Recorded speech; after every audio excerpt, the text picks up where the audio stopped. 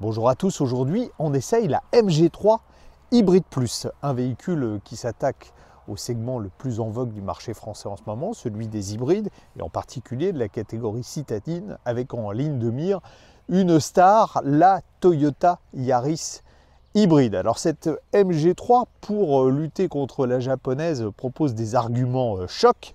Tout d'abord une puissance pas très loin de 200 chevaux, 7 ans de garantie, et le tout pour un tarif inférieur en prix de base à 20 000 euros. Esthétiquement, cette MG3, on pourrait dire que c'est le mariage d'une Peugeot 208 et d'une Toyota Yaris. Elle est un petit peu plus longue que sa concurrente japonaise, 4,11 m, on le verra au bénéfice de l'habitabilité. Notre modèle est la version Luxury, c'est-à-dire l'haut de gamme, dotée de jantes en aluminium de 16 pouces.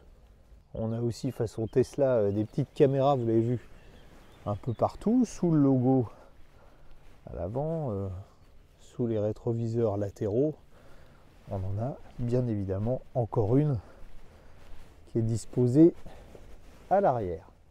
On est dans la moyenne du segment côté coffre avec 293 cm3 et regardez une nouveauté, je ne sais pas si vous aviez lu les essais précédemment de cette MG3, eh bien les critiques c'était qu'on avait une banquette arrière qui se baissait d'un seul tenant. Regardez la vitesse à laquelle réagissent les Chinois. Malheureusement pour nous, eh bien, on a déjà une banquette repliable 2 tiers 1 tiers sur les modèles 2025.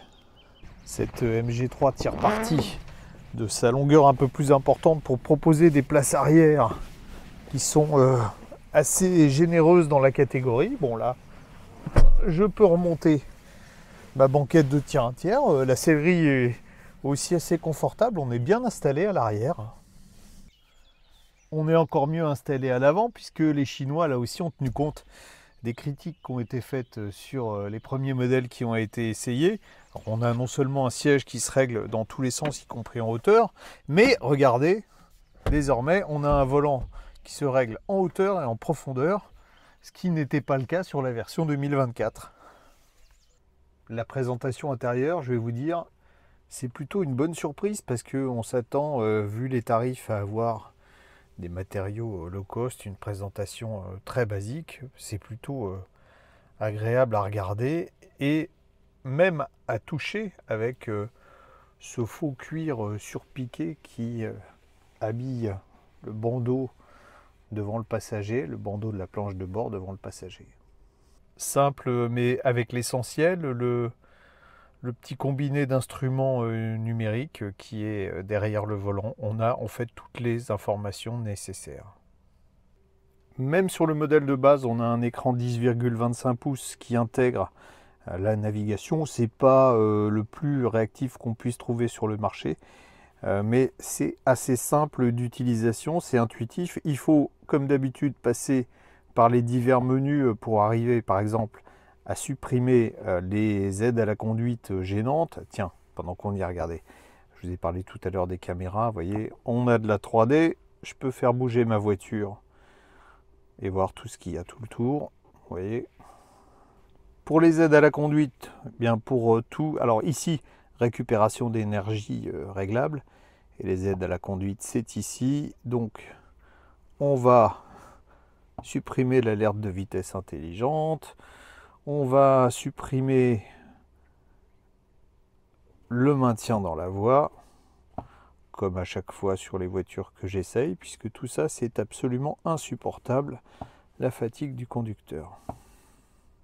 MG a choisi de conserver des touches physiques, réglage du son, accéder à la climatisation, assez simple en fait à utiliser, vous voyez.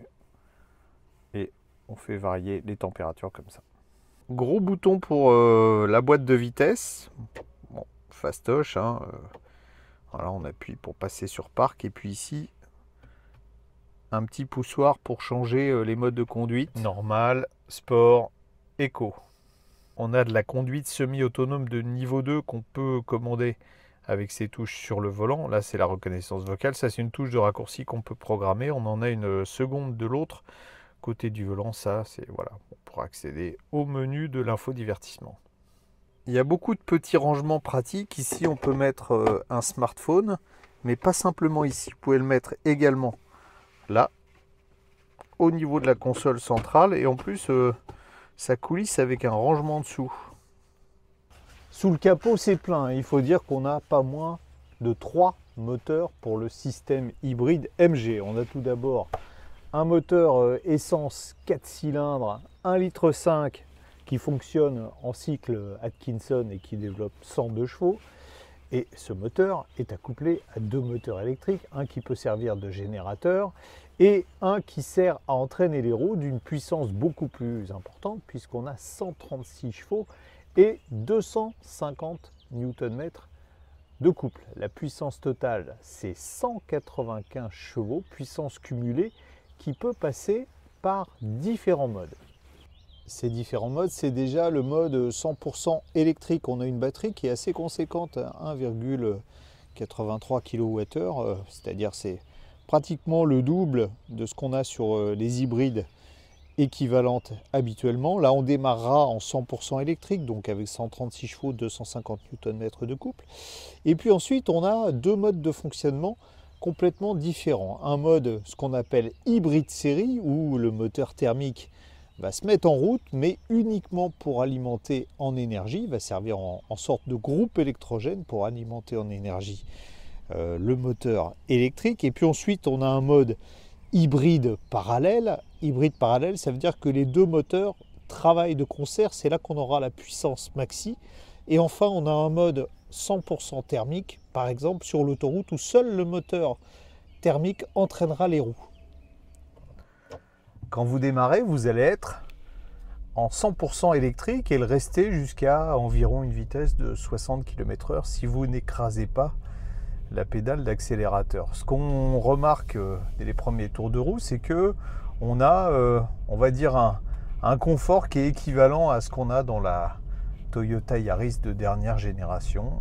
C'est un poil ferme quand on est à vitesse réduite et ça devient plus confortable en accélérant le rythme. Surtout, ce qui est très agréable, c'est que la mécanique fait preuve d'une grande douceur quand on roule gentiment, comme là. On ne sent pas les transitions. Le moteur d'ailleurs thermique vient de se mettre en route. On sent pratiquement pas sa mise en route.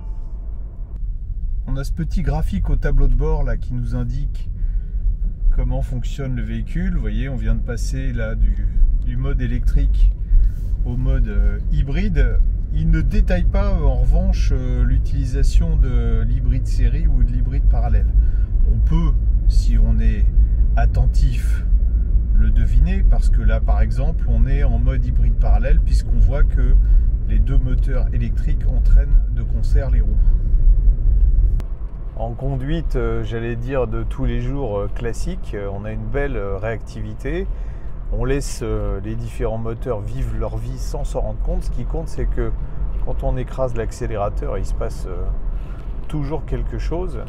C'est vraiment une voiture très agréable à utiliser. On a assez peu d'envolées lyriques du moteur, bon, sauf si évidemment on veut passer sur la position sport. Là, ça change tout. Et je vous le dis avant, ça n'est pas fait pour ça. Si je passe sur sport, j'ai une réactivité supérieure de la pédale des gaz et le démarrage du moteur thermique qui se fait un peu plus tôt. On a des bonnes accélérations. Alors vous l'entendez là, voilà, il est parti à 5000 tours.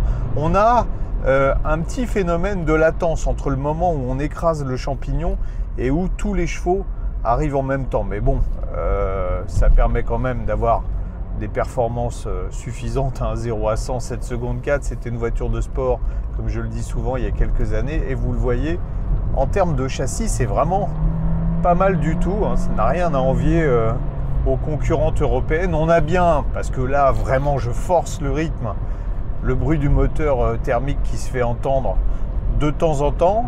Mais avec la puissance du moteur électrique, on arrive quand même à rouler de façon dynamique sans trop se faire casser les oreilles. On est à 110 km/h et vous l'entendez, ou plutôt vous ne l'entendez pas. La voiture est très silencieuse, elle fonctionne, alors c'est indiqué là par le petit logo achevé, elle fonctionne en mode Alors le constructeur dit hybride, mais en fait là on est purement en thermique.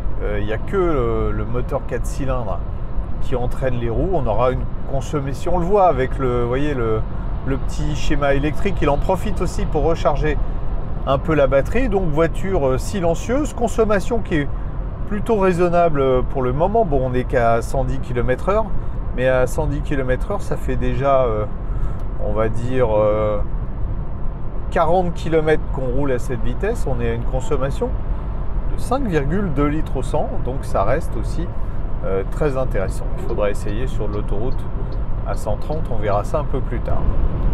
À 130 km/h, on a un bruit aérodynamique plus marqué. On n'entend toujours pas le moteur et la consommation a un peu augmenté, mais rien de catastrophique. On est à 5,6 litres au 100. C'est vraiment très bien. Ça paraît évident de le dire, mais c'est vrai qu'en ville, cette MG3 Hybride Plus est particulièrement à l'aise. On apprécie à la fois la douceur de sa motorisation, une suspension qui est bon. Peut-être qu'on pourrait mettre un chouille plus de souplesse, mais sinon on a la vivacité aussi des accélérations, la direction qui est douce. On peut paramétrer la récupération d'énergie pour alors on ne peut pas avoir de la conduite à une seule pédale, mais avec une récupération d'énergie assez forte. On n'a pas besoin de sauter sur la pédale de frein en permanence. C'est vraiment une voiture taillée pour la ville.